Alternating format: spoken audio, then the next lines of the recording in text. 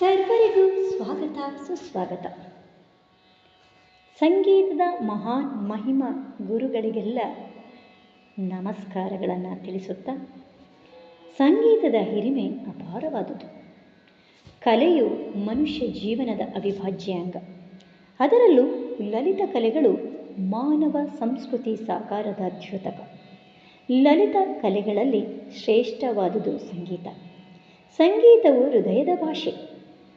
ಮಾನವನ ಭಾವನೆಗಳಿಗೆ ಸಂಗೀತ ಸ್ಪಂದಿಸುತ್ತದೆ. ಗಾನಕ್ಕೆ ಇಡೀ ಜಗತ್ತು ಸ್ಪಂದಿಸುತ್ತದೆ. ಪಂಡಿತ, ಪಾಮರ, ಶಿಶು, ವೃದ್ಧರು, ಪಶು, ಪಕ್ಷಿ ಸಮಸ್ತರಿಗೂ ಸಂಗೀತ ಪ್ರಿಯವಾಗುವ ಕಲೆ. ಶಿಶುರ್ವೇತ್ತಿ ಪಶುರ್ವೇತ್ತಿ ವೇತ್ತಿ ಗಾನರ ಸಂಗಣಿ. ಇದು ಮನುಷ್ಯನಿಗೆ ಪರಮಾತ್ಮನ ಬಳುವಳಿ ಎನ್ನಬಹುದು. ಸಂಗೀತವು ಸಮಾಜದ ಎಲ್ಲ ಸ್ತರಗಳಲ್ಲೂ ಮುಖ್ಯ ವಾಹಿನಿಯಾಗಿ ಸಾಂಸ್ಕೃತಿಕ, ಸಾಮಾಜಿಕ, ಭೌತಿಕ ರಂಗದಲ್ಲೂ ನೆಲೆ ನಿಂತು ಜೀವಗಳನ್ನು ಬೆಸೆಯುವ ಸೇತುವೆಯಾಗಿದೆ.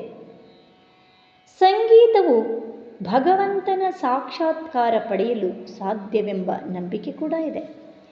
ಶರಣರು, ದಾಸರು, ಸಂತರು ಜನಸಾಮಾನ್ಯರಿಗೆ ಸರಳವಾದ ಭಾಷೆಯಲ್ಲಿ ಸಂಗೀತ ಮಾಧ್ಯಮದಲ್ಲಿ ತಿಳುವಳಿಕೆಯನ್ನು ನೀಡಿದ್ದಾರೆ.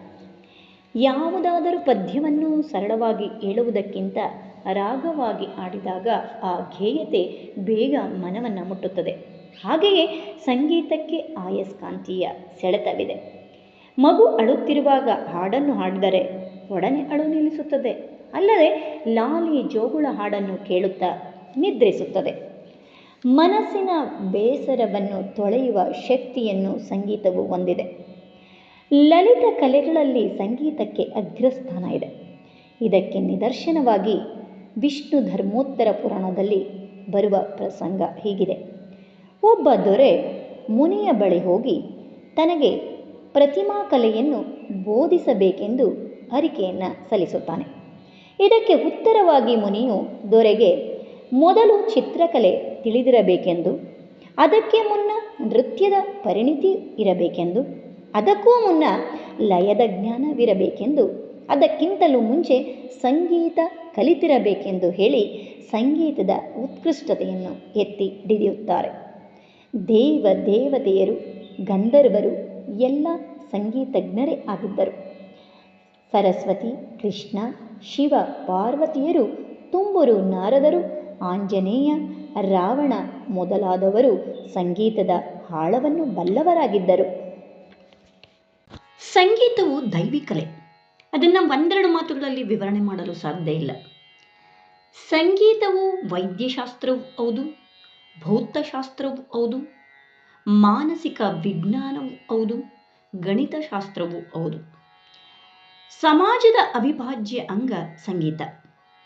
ಇದಕ್ಕೆ ಬಡವ, ಬಲ್ಲಿದ, ಜಾತಿ, ಮತ, ಲಿಂಗ ಭೇದವಿಲ್ಲದೆ ಭಾವೈಕ್ಯತೆಯನ್ನು ಸಾರುವ ಕಲೆ. ಇದು ಎಲ್ಲರಿಗೂ ಆಪ್ಯಾಯಮಾನವಾದ ಕಲೆ. ಸಂಗೀತ ಪ್ರಕಾರಗಳಲ್ಲಿ ಚಿತ್ರಸಂಗೀತ, ಸುಗಮ ಸಂಗೀತ, ಕನ್ನಡ ಗೀತೆ, ಜನಪದ ಗೀತೆ, ನೃತ್ಯ ಸಂಗೀತ, ಸಂಪ್ರದಾಯದ ಹಾಡುಗಳು, ಲಘು ಸಂಗೀತ, ಹೀಗೆ ವೈವಿಧ್ಯಮಯವನ್ನು ನಾವು ಕಾಣಬಹುದಾಗಿದೆ. ವಿಶ್ವದ ರಾಷ್ಟ್ರಗಳನ್ನು ಬೆಸೆಯುವ ಕೊಂಡಿಯಾಗಿದೆ. ಪ್ರತಿ ರಾಷ್ಟ್ರದಲ್ಲೂ ಸಂಗೀತದ ಕಲಾವಿದನಿಗೆ ಗೌರವ ಉಂಟು.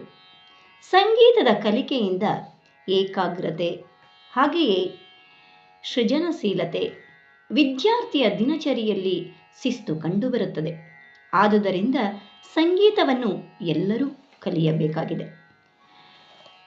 ಸಂಗೀತವು ಭಗವಂತನ ಸಾಕ್ಷಾತ್ಕಾರಕ್ಕೆ ಒಂದು ವೇದಿಕೆ ಇದ್ದಂತೆ ಉತ್ತಮವಾದ ಸಾಧನವಾಗಿದೆ.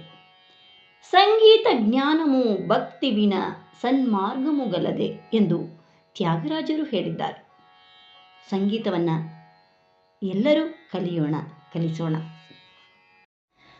ಸಂಗೀತವನ್ನು ಎಲ್ಲರೂ ಕಲಿಯೋಣ, ಎಲ್ರಿಗೂ ಕಲಿಸೋಣ.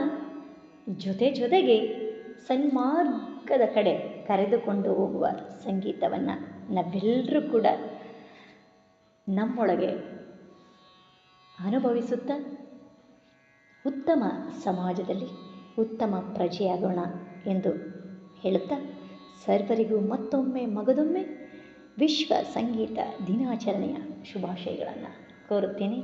ಧನ್ಯವಾದಗಳು. ಶುಭವಾಗಲಿ ಸರ್ವರಿಗೂ.